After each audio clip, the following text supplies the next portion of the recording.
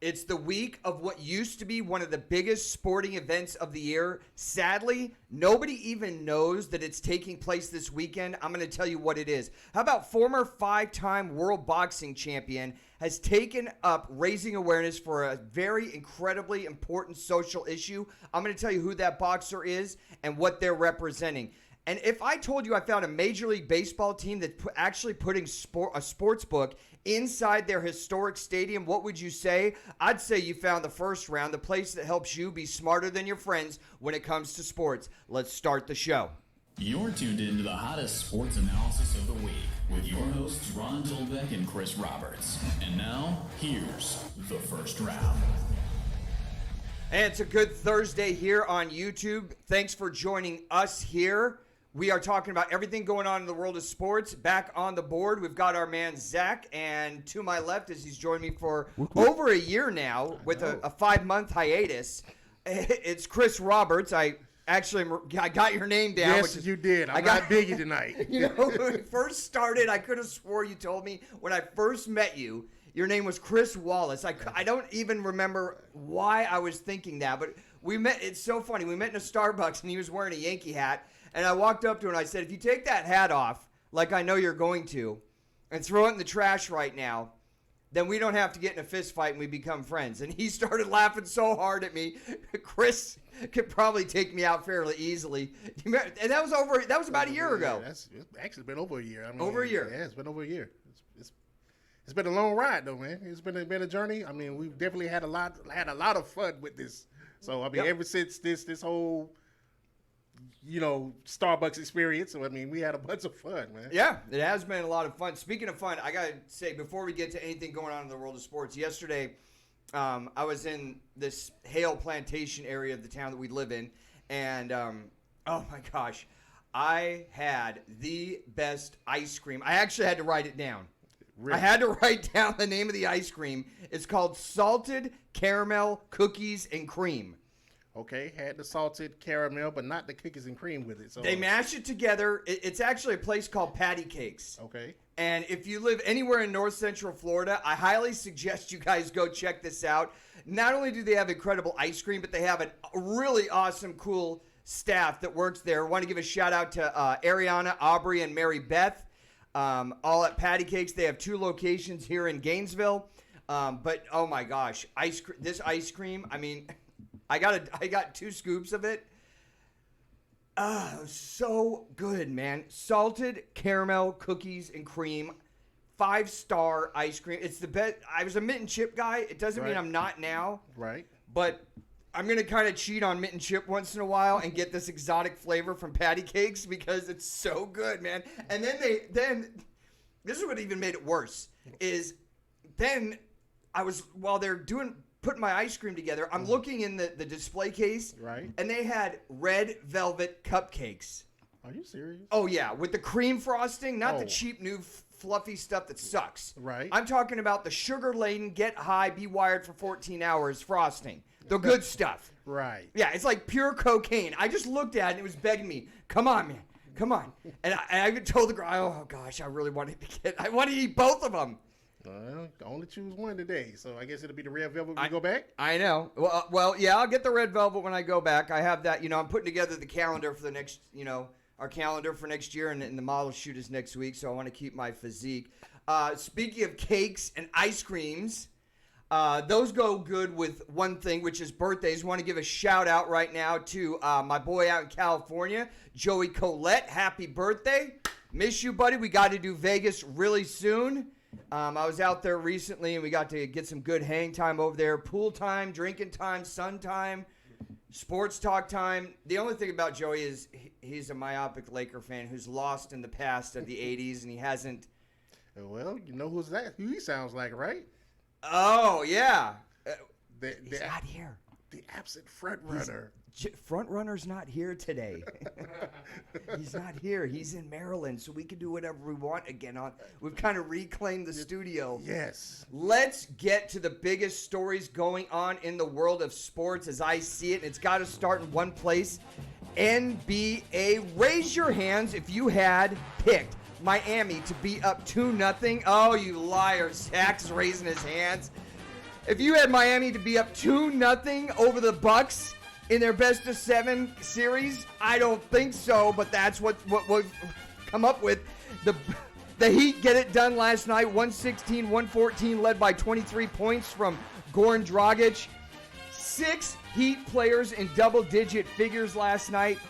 Playoffs are starting to look like deja vu all over again for the Milwaukee Bucks. How concerned are you if you're a Miami Bucks fan? And is this series over? Because we're talking about Game 3 being a must-win for Milwaukee. Chris and I will get into that. 2 West Coast Conference Game 7s. Denver and Houston both pull it out.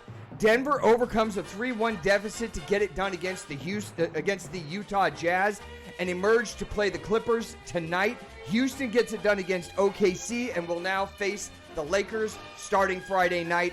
Chris and I will talk about that. How about the Brooklyn Nets with no head coach in their future? They reach out to Hall of Famer Steve Nash, sign him.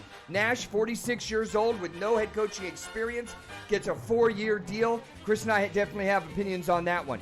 College football news. Much hyped QB transfer Jamie Newman says he is opting out of Georgia's fall football schedule due to concerns linked with COVID. That's bad for Georgia fans. It's good for one person. That would be JT Daniels, also a transfer from USC. He'll take the starting position. What does that mean in the SEC East? We broke that down last week. I don't think we need to make too many adjustments because I think the way we had stuff lined up, it's going to turn out that way even more so now. Tonight we have our big SEC West breakdown. Stay tuned for that. University of Florida announces they're going to allow 17,000 into the Swamp on home games this fall. That's great. Florida has their home opener October 3rd versus South Carolina, and there will be no tailgating at that game. LSU standout defensive lineman Tyler Shelvin opts out of fall football. This is just days after their star wide receiver Jamar Chase stepped away from the organization, also due to COVID concerns. How about UCF with 10 players today? They announced 10 players come up COVID positive. I think that's going to be a big, big problem for head coach Josh Heupel. NFL news. Days after being cut by Jacksonville, running back Leonard Fournette signs a 1-year deal with Tom Terrific and the Tampa Bay Buccaneers. Bucs head coach Bruce Arians meets Fournette at the airport only to let him know that Ronald Jones is still their number 1 running back on the depth chart. How much does this affect their Super Bowl chances? Chris and I will get into that.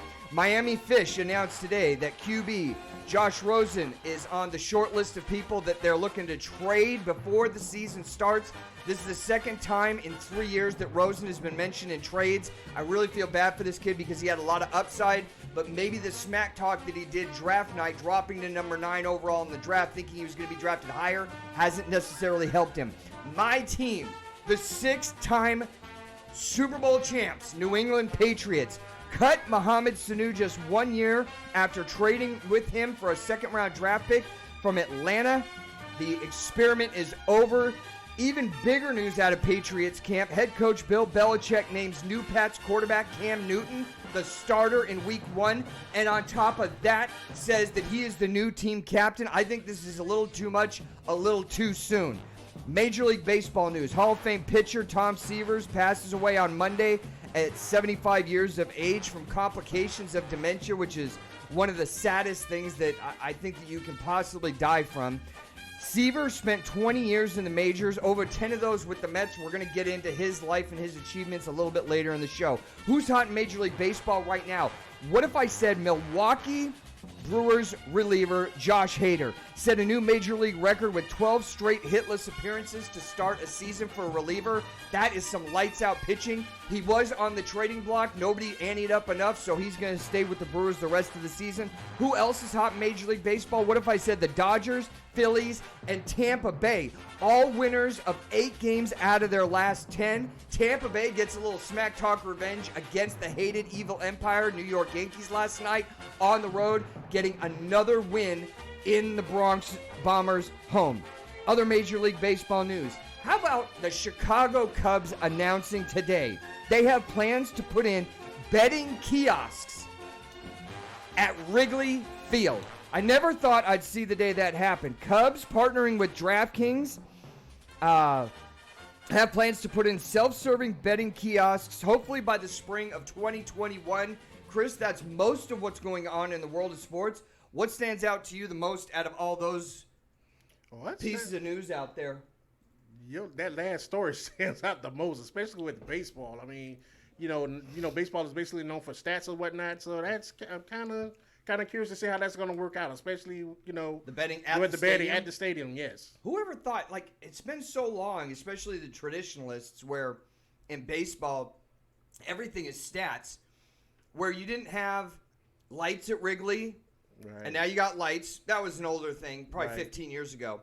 But now they're putting in betting. 18 states have legalized betting. Yeah.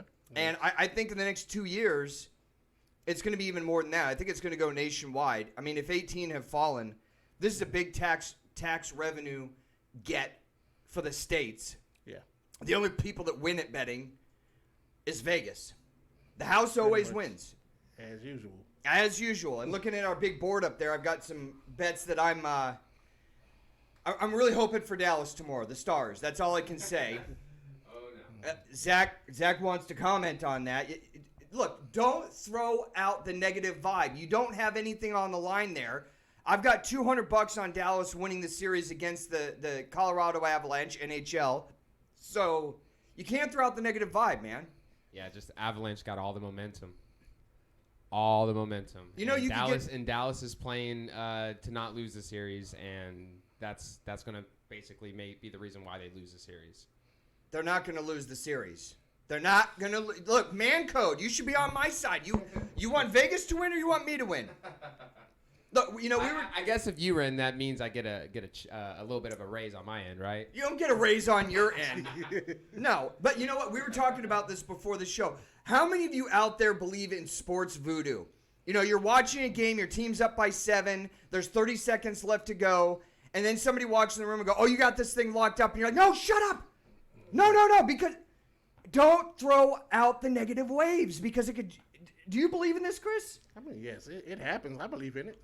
I mean, just as a matter of fact, I was looking at, go back to, I guess, the first time the Giants actually beat the Patriots for the Super Bowl. So I go back to that game, and, I had picked the Giants to win anyway. Of course you did. Of course I did. Of course you did. As your nose gets longer. Yeah, I did it. Actually, that was a barbershop talk. So, but, I had picked them to win simply because we were a physical team. But anyway, it goes back to that catch. I did not expect that catch to come through with David Tyree. Oh. And, as everybody's sitting here like, what are they going to do? What is Eli going to do? What is he going to do? The Patriots going to win the game. I'm like, shut up. He makes the catch, and You can't the talk history. Can't talk bad negative vibes while the game is going on. Yes. Because something can happen.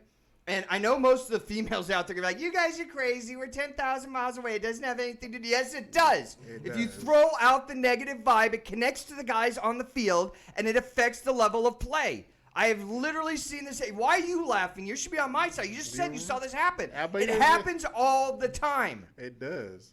It does. I'm so, my son Riddell has done this. I'm up by 7. My team just scored. I'm given 6. I've got to win. There's 30 seconds left. They kick off. He walks in the room. He goes, "Oh, you got this one." I go, "Shut up. Shut up. Don't say that until the game is over." And then what'll happen is they'll go down, play prevent defense, and they'll kick a field goal, lose the bet. It happens so many times. Our viewers in Nebraska, in Lincoln, you know what I'm talking about. You know what I'm talking about. It happens all the time. It better start happening for the Milwaukee Bucks because they're down 2-0. Let's go to the NBA, Chris. Miami last night gets it done.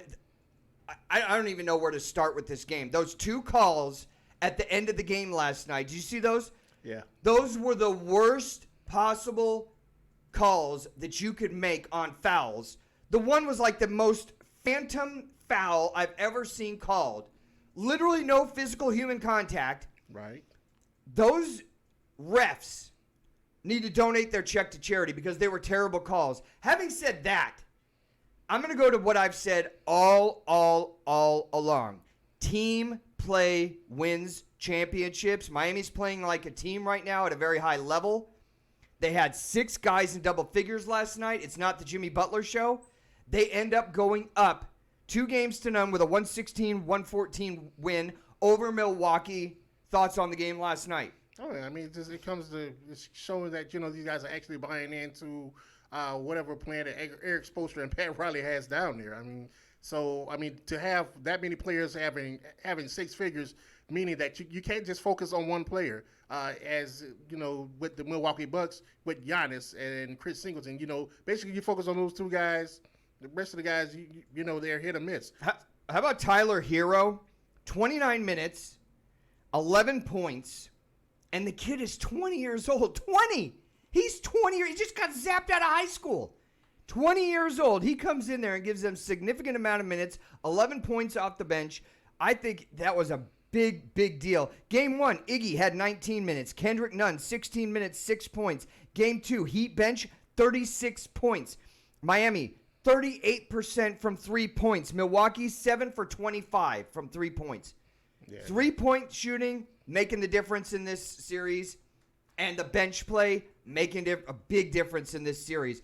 Heat are up 2-0. Game 3 is a must-win for Milwaukee. How concerned should Milwaukee Bucks fans be right now? If I'm in Milwaukee, I'm definitely concerned. I mean, because now with playing in the bubble, there is no no home court advantage anymore. I mean, basically, you're playing on a neutral site, so therefore, it's either way. It can go either way. So if I'm a Bucks fan, I'm trying to get back to playing team basketball, trying to get more players involved in the game, other than Giannis, and just trying to spread the ball out. I mean, you have players on your team. I mean, you just got to use them. Miami is playing great team ball right now. Miami is getting great contributions off the bench and from 3-point shooting. And they have all the momentum. So the question that is in my head right now is, you're down 2-0. You've got a team that's playing great together. No one star standing out. You've got all the momentum. Are the Bucks done? If they're not done, what do they need to do? For them to actually pull off, actually bring a comeback in, you have to start spreading the ball around. I mean, George Hill has to pick up his play. Giannis can only do so much. Chris Singleton has to pick up. He has to play better. They have to be able to spread the ball around and just get more interaction from the other players. Yeah, I think they've got to get up to the 5 guys in double figures mark. Right. And right now, it just seems like a bunch of guys getting 13, 14, and 17 points. Nobody really standing out. And, for being who I think is going to be the MVP in Giannis for Milwaukee, I'm starting to question the MVP thing. I'm starting to question how good he really is. Because you have to have those, I don't want to use the term, you got to have those balls, but you got to have that titanium backbone that just grabs your team like Jordan would, like Bird, like Magic, like Kobe, like LeBron does, and just take over the game and will your team when they absolutely have to have it. You can't be in a position where you're down 0-2 and having a must-win game in Game 3. I haven't seen this from Giannis. Frankly, it's super disappointing to me. I mean, it's disappointing, but I mean, when you look at Giannis, to me, the way he's playing ball, it kind of reminds me of when Peyton Manning was winning MVPs. He was a great in-season player, but when it comes down to the playoffs, that's when you have to show your mental and show how tough you really are mentally when it comes down to winning these games. Yes or no? Are the Bucks done? I think so. I think Miami goes on. Really? Yeah. I mean, who would have said that what are the odds on the Bucks going down 2-0? I mean, it had to be like 1,000. It probably was 10-1, 20-1. It probably was, but again, because of this bubble, I mean, there's so much parity in this bubble itself. So without having home court advantage, a lot of calls go your way because of home court advantage. I mean, anything can happen. I thought all the parity was in the West. I mean, literally, if we look at the West, a lot of those teams, there's 2 good teams, and then there's 8 teams that are just like anybody. You just reach into a bag and grab a ball out. Right. Any one of those teams could beat any other team. The 2 dominant teams are the 2 LA teams. Right. But in the East, it's not that way. It's like Toronto, Milwaukee, Boston, and then a bunch of guys from the homeless shelter. And it's not turning out that way. I mean, for Miami to be up, I said this is going to be a tough series. It's going to go 6 or 7. Check Monday night's archive video when we came out with our show on Monday. I said it's going to go 6 or 7. It's going to be a tough series. If Milwaukee doesn't step up and do something drastically different, get double-digit production from their starters and bench production, they go down 0-3, this series is over. I'm throwing the whole bank on Milwaukee to lose the series, even at 20-1, honestly. Yeah, And I'm going to lose. I'm telling you right now, Giannis has already started losing street cred with me. He has. His street cred is going down right now. I mean, yeah, well, Giannis has to step up. He has to be that player. He has to be that leader on defense that actually turns into offense, turn that offense around. I mean, because basically in basketball, really, if you play good defense, your defense turns into easy offense, easy fast break points. So he has to be able to set that tone defensively to get some easy points for his team. Are you disappointed in Giannis?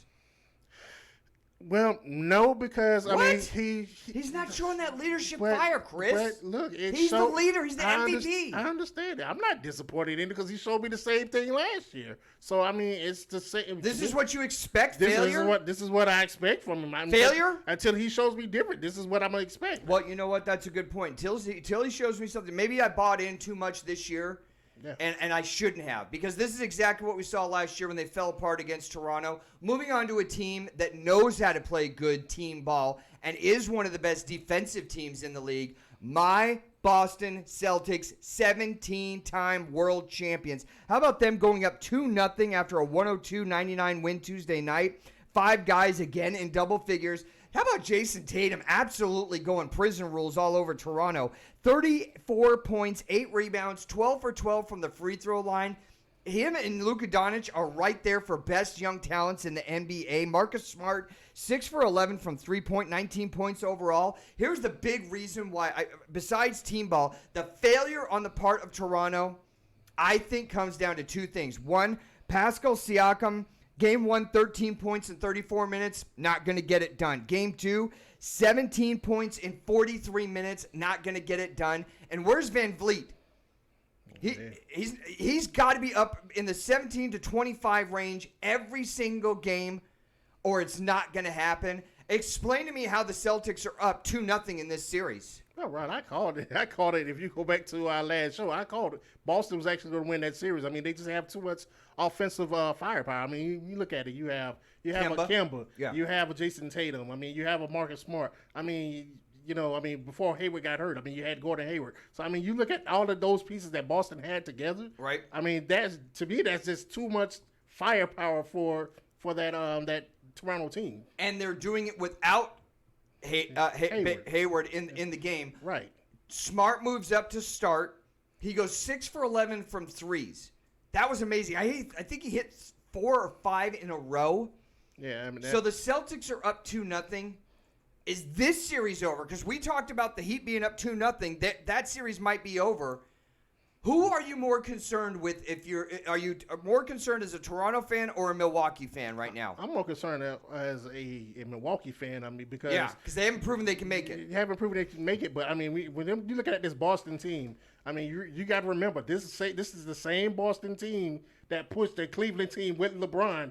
Minus they didn't have Kemba. Game 7 at home. Right, exactly. Yeah. So I mean, really, you have those pieces already there, and then you have a better leader as far as running the point with Kemba, who can officially score and get others involved in the game. So when you're looking at that and those pieces, and then you look at the head coach of Brad Stevens, a great young coach, Yep. who I mean to me it's arguably could have been the coach of the year.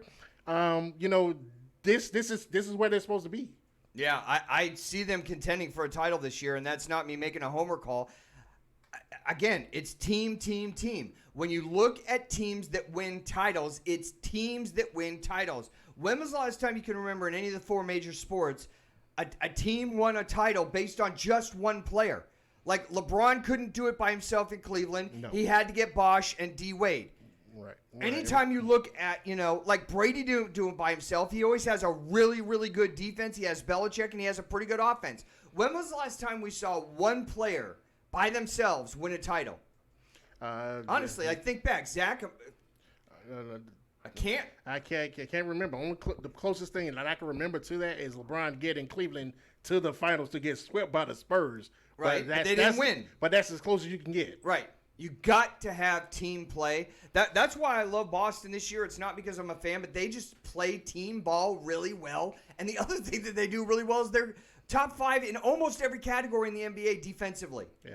And that's a big, big thing. College football news. You know, we got college football tonight. Finally. Well, we had college football, but it was kind of like JV football. Yeah. Nobody goes to the JV game. Everybody puts on their makeup and best clothes to go to the Under the Lights game Friday night. So, college football tonight, Central Arkansas at UAB, and 9 p.m. on CBS. I'm going to check this game out. South Alabama against Southern Mississippi. As much as it could be for directional schools, I have a moderate amount of interest in these two games. But we do have college football. We talked about it on Monday night, all the biggest games coming up this year. Saturday, Middle Tennessee against Army at 1:30. Arkansas State is the national game for ESPN at ESPN at 8 o'clock. I'm interested to see what Memphis looks like without Mike Norvell and their top running back. I think that their offense will still be dynamic, but I look for that to be a really, really close game. And then Monday night, we usually have some big headliner for Labor Day, and we don't. It's BYU at Navy. I'm entertained. It's college football. Give me some scrap off the table. It's the primetime game on ESPN at 8 o'clock. Any of those games ringing a bell or like shining your shoes at all? Not really, but I'm interested in watching this Memphis game being that, basically Memphis just bumped up their offensive coordinators, to the head coach. Yeah. So I definitely want to see, how this Memphis team is able to, progress forward without, Mike Norvell headed, with him into another job. So I actually think Arkansas State at Memphis, 8 p.m. on ESPN is going to be an entertaining game. If nothing else, there's going to be a lot of offense. Now watch, it'll be a 3-2 game. Somebody scores a safety. Hopefully there'll be a lot of offense in that game. I'm looking forward to it. Major League Baseball news, after a weekend of losing a lot of people from the world of sports that have passed on, the sad news comes out of Major League Baseball that Hall of Fame pitcher Tom Seaver passed away on Monday from complications of dementia, which when you hear dementia, it just sucks. You forget your family.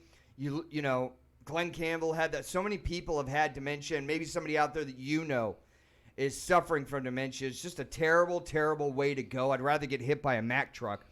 Tom Seaver, 1967 Rookie of the Year, 3-time Cy Young Award winner, one of the dominant pitchers that a lot of people in our younger generation may not know of.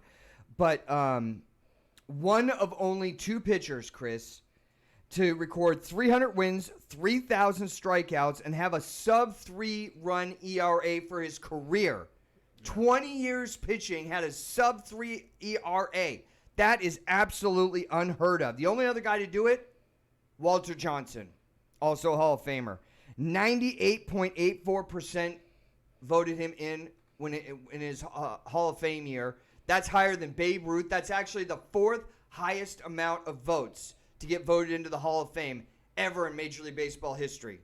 Yeah, it's crazy. I mean, the guy actually has over 100 wins over 100 wins over replacement too, which ties with like 7th in Major League history. So I mean, the guy's numbers are excellent. I mean, I'm just sorry to hear that he had to go out that way though. So you know what I was thinking about today? Like ESPN talks about these guys and their statistics and achievements mainly on the field when they pass away. And I thought, I even wrote down my notes. Sometimes I don't appreciate them till they die. Right. I wrote a note down in my notes here today, and it's kind of sad because I don't pay attention to how great Seaver was. I just think he's just an old timer and a Hall of Famer. Sub-3 ERA over 20 years in the majors. Yeah. Like go look at the major leaguers that are throwing today that have fitness training. They have nutritional coaches. They have circuit training. They're all on pitch schedules. They don't run back-to-back complete games, these pitchers. This guy pitched over 20 years and had a sub-3 ERA? Yeah. Like, who does that? He does, obviously. Like, who does that today, though? Nobody. That's crazy. Nobody at all. It's a bad thing. I mean, we all have to go at some point, but it's never good when you hear about guys that, A, are great on the field, and B, he's one of them that was great off the field. Tom Seaver, too young, 75 years old, and to go from dementia, I mean, that just, there's no good way that you could sit down and pick a way that you want to go, but that just sucks. I talked at the top of the show about one of the biggest sporting events of the year that nobody's even talking about. Chris, do you know what I'm talking about? I know what you're talking about. Zach? I believe I do know what you're talking about. Okay, what's your guess? Being the tech guy, I'm just gonna wing a guess here. Are we talking about the Kentucky Derby? We're talking about the 146th running of the Kentucky Derby. Now, the Kentucky Derby, when I was growing up, this is a big thing. Yeah. It was usually covered by ABC Sports. NBC has picked up the package the last 10 or 15 years. But, you get hyped for it because it's quoted like the most exciting 2 minutes Right. in sports. It takes in a ton of bets, almost half of what the Super Bowl does, which you think about just one race. Who's into horse racing these days? Only do the Not a wealthy lot of folks. people. Not a lot of The people. wealthy folks and the people with the hats, man. the retired guys with hats and the Social Security checks that are coming in, but they're usually in the casinos. They're not out at Del Mar anymore or at Pimlico making bets. But the 146th running of the Kentucky Derby, this is so funny because it's funny for me to sit back because I've actually fallen into this trap where for 1 week a year you become a horse racing expert and you know who's gonna win. know, right? The favorite this year is Tiz the Law at 3-5 to win. So you got to put up $5 to win 3. And my dad falls into this category too, and I'm telling you I have too, and you're saying you have. Right. Where for 1 year, oh yeah, I got the winner on this one. You have no idea this horse. You've never seen him run. I know. How do they market to gain millennials to get into horse racing? I don't know. But the 146th running of the Kentucky Derby, normally a big event in sports, is happening on Saturday.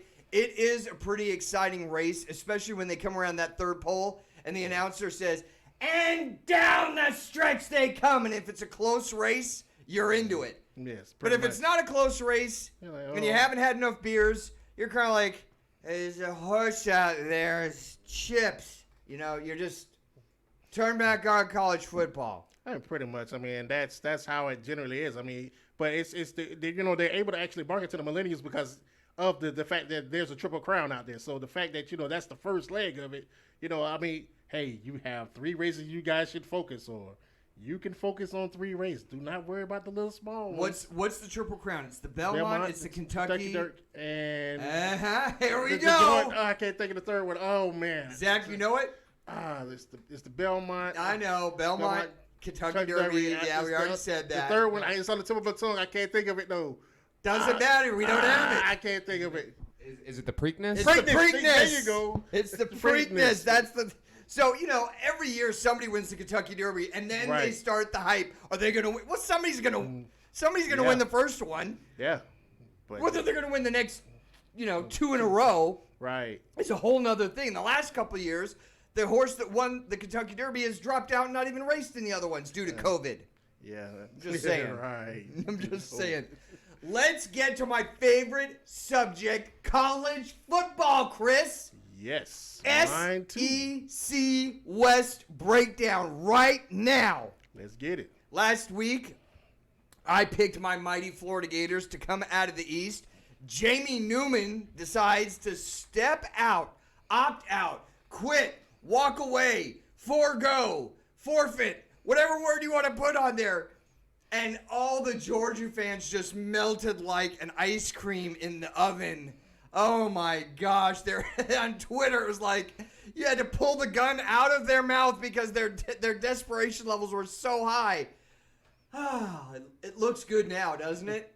JT Daniels steps in, one of 4 quarterbacks this time last year at USC. They went through 4 quarterbacks. That was the freakiest thing. But enough of the SEC East. Tonight we're focused on the SEC West, breaking down number 7 to number 1, counting it up to see who is the mysterious team that's going to be at number 1. Let's. Zach's back there laughing. You don't have a dog in the race, do you, Zach? Yes or no? I mean, I have a feeling of who's going to finish first in the SEC West. You don't care, right? Not really. No. Okay, it's the West. I personally think it's the toughest division in the toughest conference in college football. Having said that, let's get it started at number 7. I have the Arkansas Razorbacks. last year almost lost at home to Portland State 20-13, but that was just a foreshadowing of the unglorious future in the darkness that they were to receive the next 2 weeks. How about a home loss to Western Kentucky where they get blown out 45-19, only to be followed up by a home loss to San Jose State 31-24. It doesn't get much better. I think head coach Sam Pittman has his hands absolutely full with this Arkansas team. Offensively ranked 111th in the country. The only thing that's the good news for Arkansas is defensively they were only ranked 110th in the country. So they actually moved up a notch. Their schedule, it's not good. They have to play everybody in the West. Yeah. But then they've got to play in the East. Georgia, Tennessee, and Florida, the 3 toughest teams in the East. And they don't have any non-conference patsy cakes to go play. So I'm giving them a 1-win maybe. Arkansas at number 7. They're so far down in the basement. They need a flashlight to see where they're at. They need a searchlight. They need some kind of match. Anything. A lighter. Some kind of light down there because they're so dark in the part of the basement that they're in. That God won't even allow light down there. He said, let there be light except for the area where Arkansas is in the basement. Yeah, I got Arkansas also ranked number 7 in that position. Mainly for the same reasons as you. And I mean, to be honest with you, Arkansas really hasn't been relevant since Darren McFadden. So you know how long ago How about that's Clint been? Stoner? I know. You want to go back? You want to bring back a name from the past? Quarterback Clint Stoner dropping the ball as he's stumbling to avoid a sack at Tennessee. That was the last glory moment I remember for Arkansas. Yeah, I mean, yeah, like I say, Darren McFadden and what was it? I think it was Felix Jones was the other running back. So I mean, Run DMC. I mean, after that, it's just like I don't. It's all been downhill. Yes, that's it. Oh, the options for them winning 2 games are disappearing very quickly after looking at their schedule like a fart in a tornado. I mean, it's that bad for them. I'm giving them 1 win, maybe. I want it written down, 1 win, maybe. At number 6 in the SEC West, I've got Ole Miss. Yep. Their home schedule starts with Florida. They're 9th in the country in rushing. Let's start there. They have a new last year. Let's start with the fact that they have Lane Kiffin, which I don't even know what label to put on him. He is bizarre. He might quit on you halfway through the season and walk away because his underwear was a dark color instead of a earth tone. I don't know. You never know what you're getting with Lane Kiffin. I think the best thing they can hold on to is their rushing game. Again, 9th in the season last year, 251 yards rushing. Their number 1 rusher, Jerrion Early, comes back. He's a sophomore, 5'8", 190. He goes for 7 yards per carry, which is pretty good. 6 touchdowns.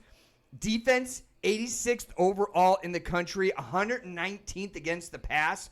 And where you really need to get better is on defense, and you're bringing in a coach who is a former offensive coordinator and is an offensive-minded coach. So he coached at USC. He was offensive coordinator under Saban at Alabama, and head coach at Tennessee. Possible wins for them: Vandy, Arkansas, University of Kentucky. I could see them getting a win. Mississippi State, just because it's an in-state battle, you never know what's going to happen. And South Carolina. I'm giving them 4 possible wins this year, and I've got them at 6th in the West. I also have them at 6 in the West. I mean, again, for a lot of the same reasons that you have. But I tell you, I am so eager for the Egg Bowl this year. Oh, yeah. you have Kiffin versus the Pirate. The Pirate, yeah. So I'm definitely ready for the Egg Bowl this year. I'm ready to see the smack talk between these 2 guys. This is definitely going to be an interesting game that I want to see this year. This is the game that I want to see. Let's go to number 5. And the only thing I'm going to say, like you said, is the Pirate.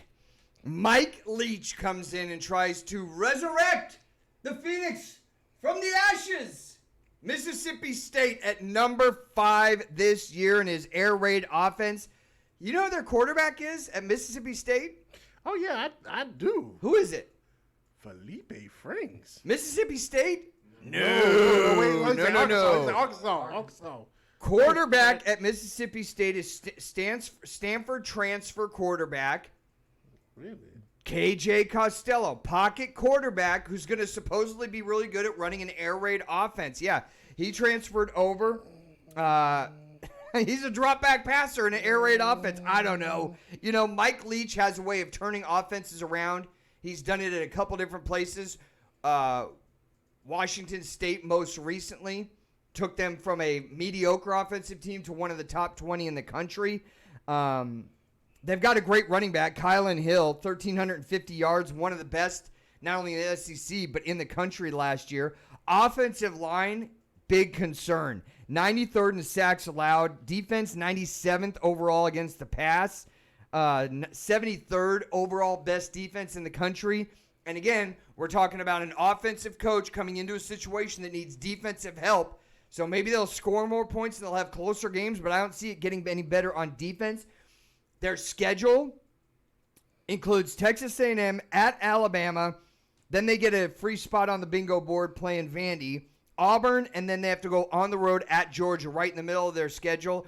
I've got them at number 5 in the SEC West. I also have them at 5 in the SEC West as well. Definitely interested to see how Mike Leach's air raid offense translates to the SEC. I mean, you know, most of these teams are basically focused on run or some type of spread offense, but the fact that he wants to air the ball out, throwing the ball, you know, like 50, 60 times, definitely want to see how this translates. I think it translates into a solid number 5. I'm very set on 7, 6, and 5. Then it starts getting dicey because my 4 and my 3 and my 2 actually could rotate. You could throw them into a blender and pick out any team. But at number 4, I'm going to go with a team last year that was 9-4 overall, 5-3 in the SEC, and that's Auburn. Gus Malzahn Tigers I've got at number 4. Close losses last year at Florida. Another close loss at LSU, and a close loss to Georgia. It's not like they got blown out, including a big win to start off the season against Oregon. But that was last year, not this year. Big losses for Auburn. Defensive lineman Marlon Davidson and Derek Brown. I think those are monster losses on the defensive line. That's the biggest concern I have for them this year. Gus Malzahn has a new offensive coordinator, Chad Morris. 4 new starters on the offensive line behind a quarterback that went 16-6 in terms of touchdown to interception ratio, and Bo Nix. He's a sophomore. I like that he's mobile, but I need that leadership to step up, especially when you're playing the toughest division in college football. Excuse me. This is what I want you to look out for with Auburn this year. Junior wide receiver Seth Williams, 14 yards a catch in the SEC last year. Really good. I think if Bo Nix can settle it down and get a hold of this offense and get any kind of protection with 4 new offensive linemen, I think they'll be solid at running back. They're going to go with running back by committee. No one guy on the depth chart is standing out too deep right now for Gus Malzahn.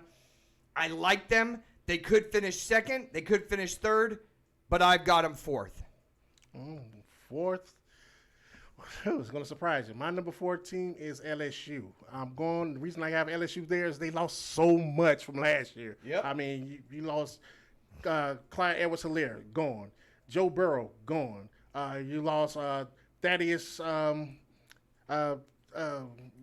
Moss, gone. I mean, Patrick Queen. Exactly. Grant Delpit. Right. So you start to look at all of those pieces that's going from there. Then you look at the fact that Jamar Chase is not going to play. Right. And then you have a defensive lineman just defected. Then there's also rumblings of some issues with Ed Ogeron in the locker room. So I think a lot of this stuff is going to come into play. And to me, I have LSU at there before. Like I said, I'm not going to give you too much pushback on that because my 2, 3, and 4 teams, I said put them in a hopper and just grab a name right out of there randomly. Anybody could finish anywhere in that list. Number 3 for me, Texas A&M. Is there a hotter seat than in College Station, Texas this year in college football? Not in the SEC, in college football. Because Jimbo Fisher at $7.5 million a year in that conference, I don't want to hear any alibis. I don't want to hear excuses. I don't want to hear reasons. All I want is wins. $75 million contract. You're getting paid that big money to bring in people that can beat Auburn, beat LSU, and beat Alabama in that order. And it hasn't happened yet. 16 returning starters, more than any other team in the SEC West. That looks good for them. What concerns me about Texas A&M, Chris? Quarterback Kellen Mond. Big Joker-style question mark with Kellen Mond. I don't know what I'm getting. 2,900 yards last year, 20 touchdowns, 9 interceptions. He chips in another 500 rushing the ball in 2019. To me, it's a leadership maturity issue. You got to step up. This is it. This is your last chance. You got one more go-around on the merry-go-round to grab the brass ring, and this is it.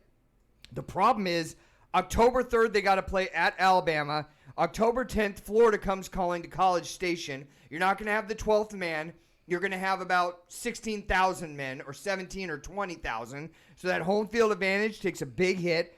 Then, November 28th, LSU comes calling. I think LSU, just like you said, lost a lot out of the cabinet, but still, they're a national champion, a lot of players with experience, and they recruit like no other. I think they're like Alabama. They just refill the gun and start shooting at you. Kellen Mond is the big question. Running back Isaiah Spiller, look out for him. Senior wide receiver Jamon Osborne. I think he's going to be a stud at wide receiver and bail out Kellen Mond a lot of the time. Offense, 72nd in the country last year. Defense, 8 returning starters. I love that number. Overall, 29th in the country in defense. I think they're going to be solid. I think Jimbo Fisher has to, will, and must get them to perform. I've got them at number 3 in the SEC West. I have them at number 3 in the SEC West. And like you, I also have questions with Kellen Mond at quarterback. Just speaking from experience of Jimbo being my coach, it seems like he doesn't seem to start rolling until he finds a quarterback. And to me, it seems like he hasn't been able to find that quarterback. Not been getting Kellen Mond. And, looking at their wide receivers, they also have a young wide receiver core too. So I think, with Jimbo Fisher not really having that quarterback there and having a young receiving core, but they have just enough pieces to actually get over the hump. And I actually have them at number 3 as well. My number 2 team is the defending national champions, the LSU Bayou Bengals. Only 6 returning starters on offense and defense. Think about that. That is a lot for Ed Orgeron to overcome. Jamar Chase, we talked about that, opting out of the fall season. How about Clavon Chason? Gone. Delpit, gone. Patrick Queen, gone. QB Miles Brennan and running back Chris Curry are going to have to pick up the slack in very fast order to get that offense going again. Wide receiver, how about this name? Racy McMath. Racy McMath. He's going to be somebody that they're going to rely on big time. And Terrence Marshall. They got a lot of holes to fill, but they have a lot of losses that went to the NFL.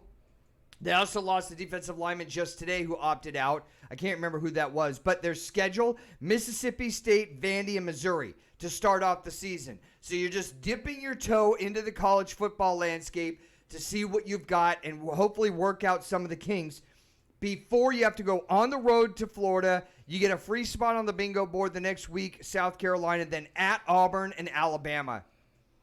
I think that's really hard. The only reason I've got him at number 2 is I think Ed Orgeron is a proven coach. I think that they recruit on a super high level. I think they're going to replace a lot of these guys. The Jamar Chase loss is a huge loss at wide receiver, and I think there is a big question mark at running back, even though Chris Curry, they're relying on him. Big question mark at quarterback, even though Miles Brennan, they're relying on him. And the talk in preseason is they have a lot of hope in him. Hope and what you actually do are 2 big different things. Joe Burrow actually had some experience at Ohio State before coming down to LSU. That's not the case with Brennan. There's a lot of question marks. I still think they're good enough to sneak out number 2, but they could finish 5. I don't know. Right. Oh, well, my number 2 I have, of course, is going to be Auburn. I like, the fact that, you have Bo Nixon's coming back, and then the fact that you have Chad Morris, who's coming over to be offensive coordinator. What a lot of people forget about Chad Morris is that he was the guy who got Deshaun Watson to be Deshaun Watson that we know right now. Being able that he has worked with those mobile quarterbacks. He has worked with Deshaun. Being able to be more of an accurate passer and more of a pocket passer. So I think with Chad Morris coming over to work with Auburn with Gus Malzahn's offense, I think Auburn is able to take that next step. How about replacing that defensive line though, man? That's a huge hole. Those 2 guys that went out last year in the NFL draft, I think that's a lot to replace. It's a lot to replace, but again, defensive linemen come a dime a dozen. I mean, What? Defensive linemen. Look at those guys, Brown. Yes, they put up big numbers, but you got to think. And they lost their number 1 linebacker. But with Auburn, again, Auburn always seems to have a strong rotation when it comes down to defensive linemen. If you go back and look at Auburn last year, yes, you had Brown and you had the other guy in there, but they still had a pretty strong rotation. So I think that defensive line will be fine this year. You got more confidence than me. Like I said, it's splitting hairs between 5, 4, and 3, and 5 or 4, 3, and 2. Any one of them can finish, and then obviously at number 1, I have the Nick Sabanators, Alabama Roll Tide. I hate to say it, but quarterback Mac Jones. Full confidence in him. Even if he goes down, they have a 5-star freshman in Bryce Young. A 5-star freshman. It's like we don't care if Mac Brown doesn't perform. We don't care if Tua goes down. We'll still show up. We got Mac Jones. Even if he goes down, we got Bryce Young. It doesn't matter. We got Najee Harris. We got Jalen Waddle. We got Devontae Smith at wide receiver.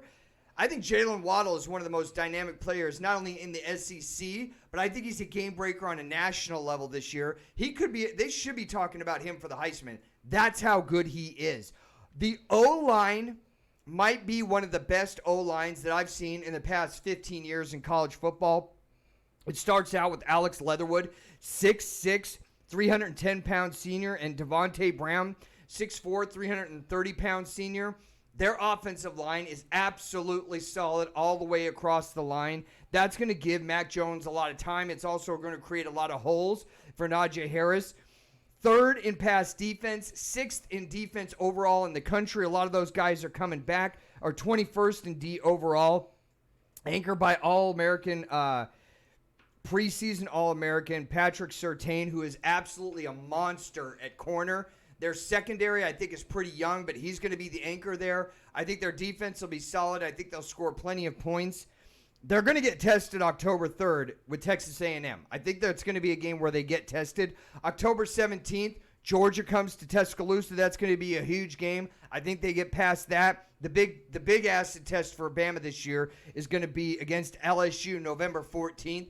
That is the monster game of the year. They get past that. Everything sets up for them. They could run the table. I've got Alabama number 1 in the SEC West. Oh. Saint Nick is number 1. I mean, this guy, I don't know what to say about him. I mean, you can't say anything really about Saint Nick and this Alabama team. I mean, this guy just reloads at every position. It doesn't matter whatever it is. Yeah. I mean, you have Mac Jones last year. I mean, you have Jaden Waddle. You have Devontae Smith. I mean, that's not taken away.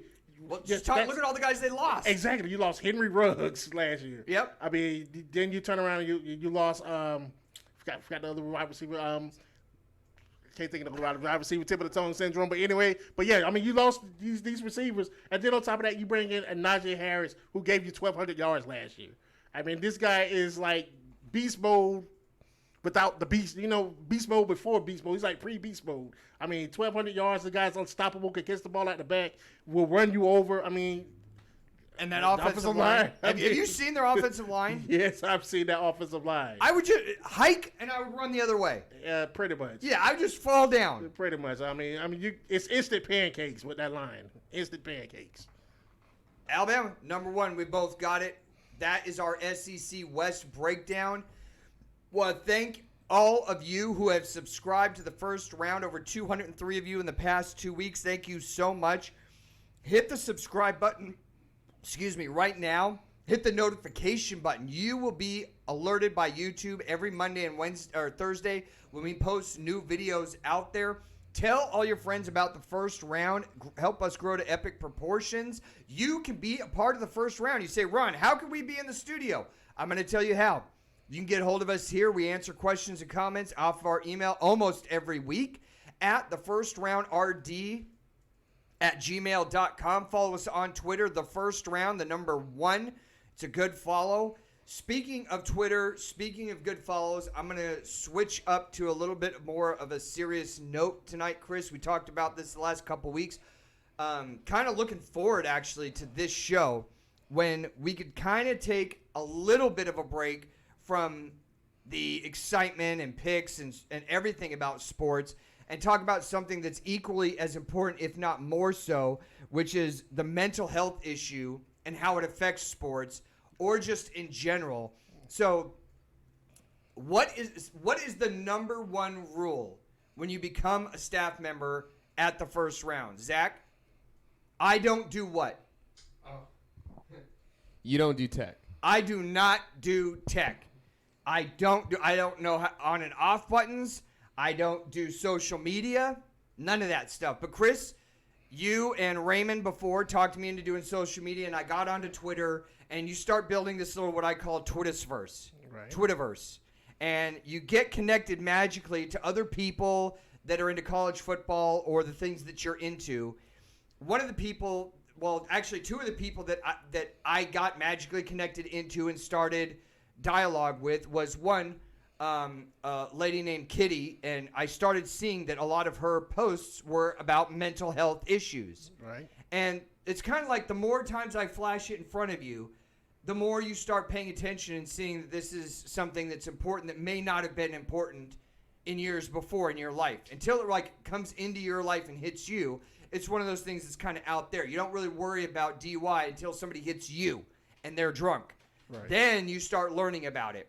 Well, one of the people that I've started noticing in the past 4 or 5 months on Twitter is 5-time world boxing champion Mia St. James. So I follow her. I think she's a really good follow. I encourage all you guys to follow her, because not only because she's, I'm not going to say a celebrity and a 5-time world boxing champion, just a regular human being that can talk from a qualified position about the issues that she discusses on social media. She does not try to pump herself up. She does not talk about all of her accolades. I'd say 85% of the content on her follow is about this very issue, and I'm so glad it is, because she never would have known that it would have raised an awareness of a guy like me living in Florida if she hadn't spoken up because of the things that happened in her life. And I'm glad she did, because now you and I could talk about it. We've been talking the last couple of weeks of how we wanted to have a show and do a segment on mental health and do our part to raise awareness for it. 5-time boxing champion. I got to take a breath here, because just talking about this part of this issue for me is a little hard. She lost her son Julian November 23rd of 2014, who battled schizophrenia and addiction. Wow. And he lost his life in a very bad way because of neglect.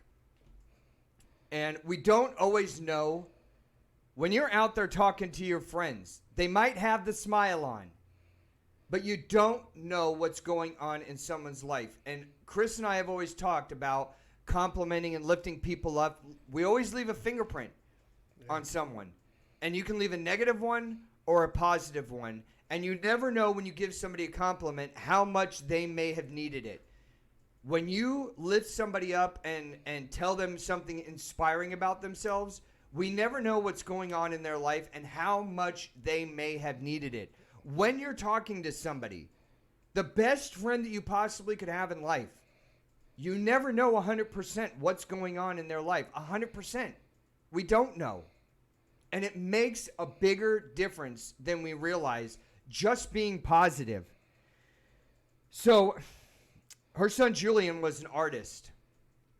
And on her website for the Mia St. John Foundation, which is awesome, they post art. And I would love to actually get a hold of her and see if she'll send us a piece of art that we can put up that he did. And every single week mention awareness, her website, other sites that people can go to get help. Because I've looked at his art, and it's actually really incredible.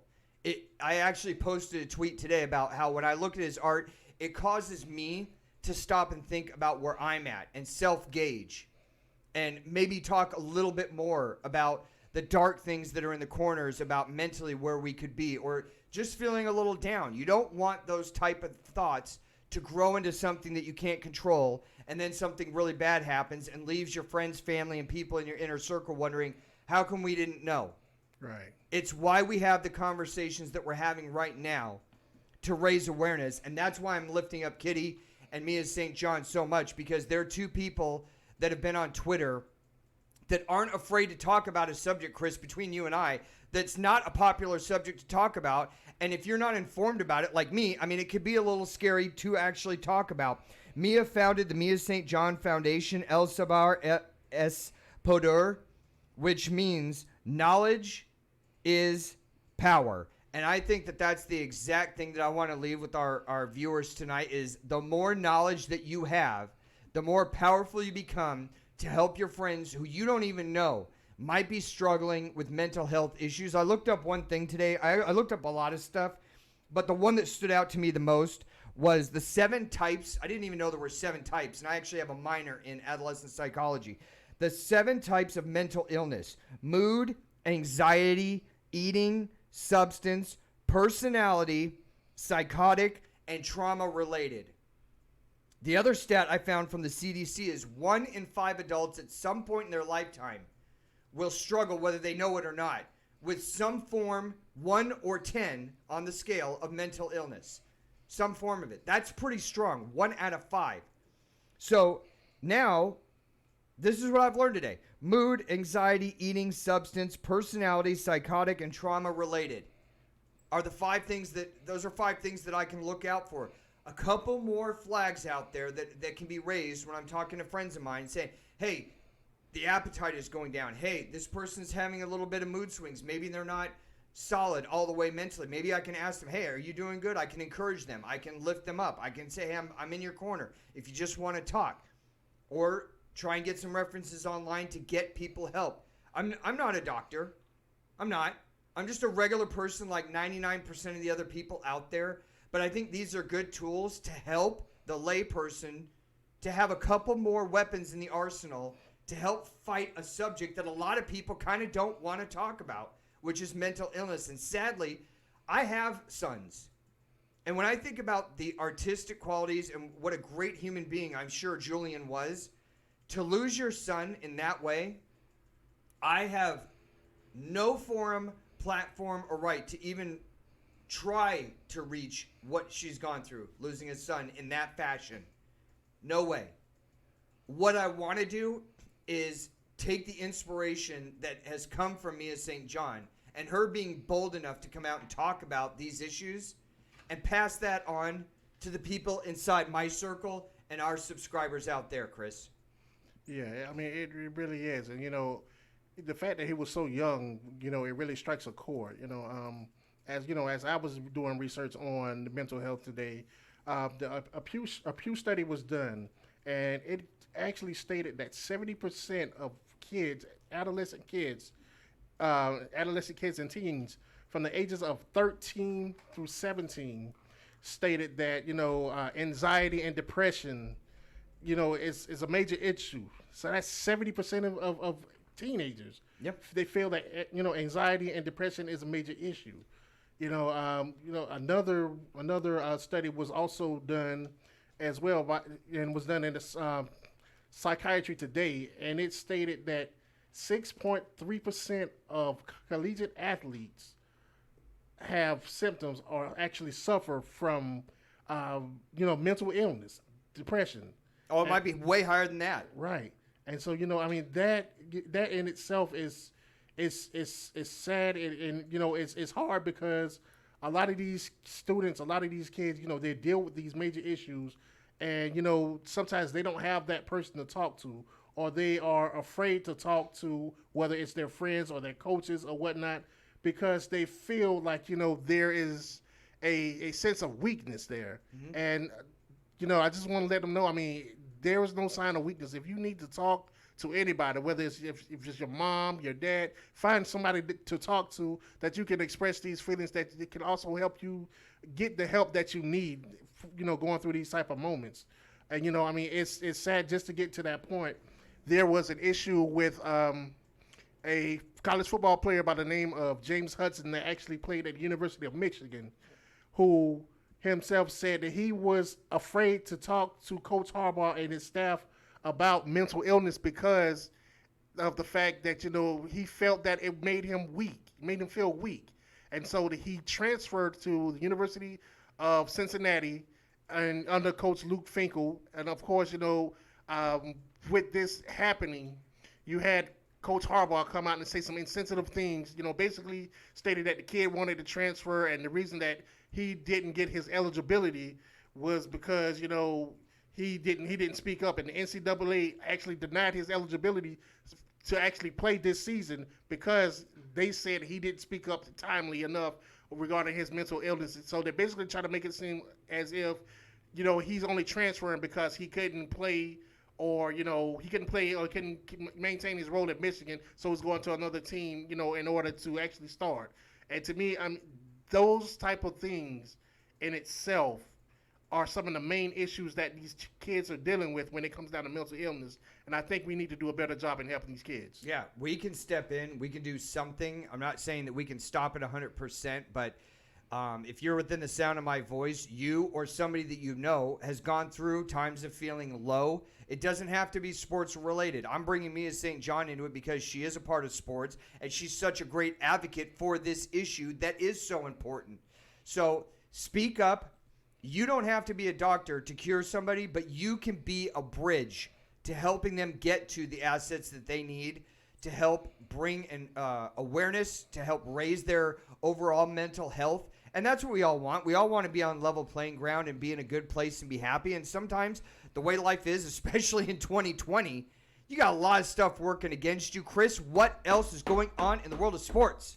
What's going on in the world of sports, ladies and gentlemen? We got our guy, the Hall of Famer himself, Vin Scully, finally getting on social media at the age of 92. Vin Scully, of course, if you know anything about sports broadcasting, this guy's one of the greatest broadcasters probably in Major League Baseball history for the Los Angeles Dodgers. He will be on Instagram, Facebook, and Twitter. All three, the big three. That's got to be some college kid helping Vin out. Yes. It's got to be. Yes, I mean, he actually had an introduction video, which was actually very interesting. But, basically, Vin says, he wants to be on social media to talk about, the history of baseball. He wants to talk about just facts. Keep all the controversial stuff away from him, as he said. Just leave it alone. And my last story is the Pittsburgh Pirates are going to wear a number that no one has ever been able to wear since 1973. And that is the number 21 for Roberto Clemente, who actually was a Pittsburgh Pirate, who is a member of the 3,000 Hits Club. He also helped them win 2 world championships. And, it's unfortunate that he died back in 1973 in a plane accident, for doing a humanitarian run from Puerto Rico to Nicaragua during the earthquake. And, this is something that's very big for the Pittsburgh Pirates. And, I just wish you guys the best with that. And, Roberto Clemente. One of the best stand-up guys in the history of Major League Baseball. That music can mean only one thing. It's time to thank our support staff. The man on the board, Zach, doing a knockout job as he does every single week. Thank you. We're missing Joe this week, so no props to him. He will rejoin us, though, on Monday. The man on my left, Chris Roberts, as he's been for the past year. El Presidente Chet 40 for all of us here at the first round. Thank you for joining us here every single Monday and Wednesday. Become a subscriber. Hit that button right now. Also hit the notification button. We do live shows every single Monday and Thursday. We will be back right here next Monday live on YouTube talking about everything going on in the world of sports. Until then, thank you, and you guys take care of yourselves.